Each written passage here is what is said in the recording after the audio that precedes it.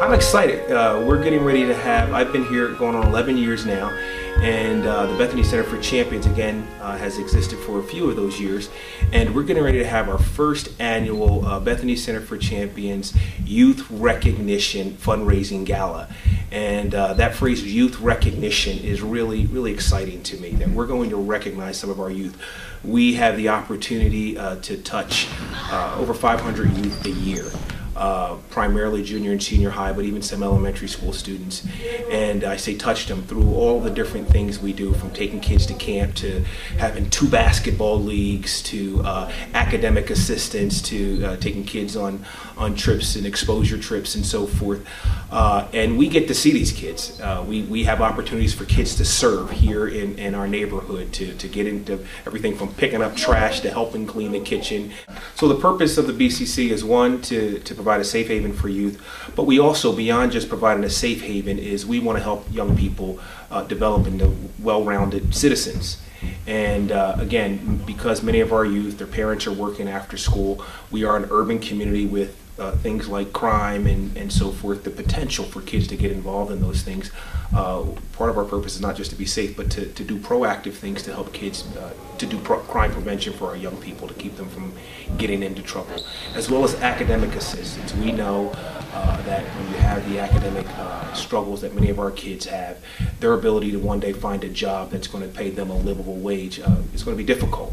So the more we can get involved now, helping them academically, getting them on a path toward a solid career, assisting what the school is doing, as well as perhaps their parents are doing, to get them on a path toward a solid career. So our purpose is more than just being a safe place for kids to recreate. We use the recreation piece really as a bridge to providing them social interaction in a way that is going to help them develop, academic assistance. We're trying to get kids involved in being able to be exposed to careers beyond just basketball and professional singing. Some of the challenges, one again is the academic crisis. Anyone who pays attention to the media and has looked at any of the surveys and studies know that urban America has, young people in urban America, there is an academic crisis, particularly amongst a certain element, even more so amongst the males of a certain demographic. That is what we face in our community.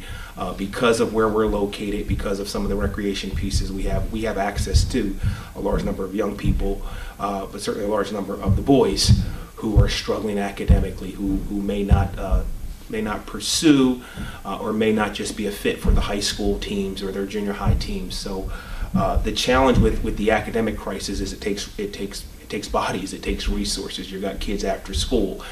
In those hours that we call the critical hours, many good adults who would like to help are not available themselves, people who would volunteer. So finding volunteers who are available, who can be consistent, who can build relationships with young people is a challenge for us. When you talk about urban America and you talk about the academic challenge, the academic crisis, the achievement gap, we are doing some academic assistance now. We call it academic, homework help and some academic coaching. We'd like to be more intensive to that. In that, if that means a full tutoring program, if that means perhaps a school for kids who have fallen through the cracks, who no longer, for whatever reason, discipline reasons or whatever, can no longer seem to fit in the public school system, we'd like to perhaps provide a safe means and an intensive program that would actually help them complete their degree, move toward some type of vocation where they can sustain themselves.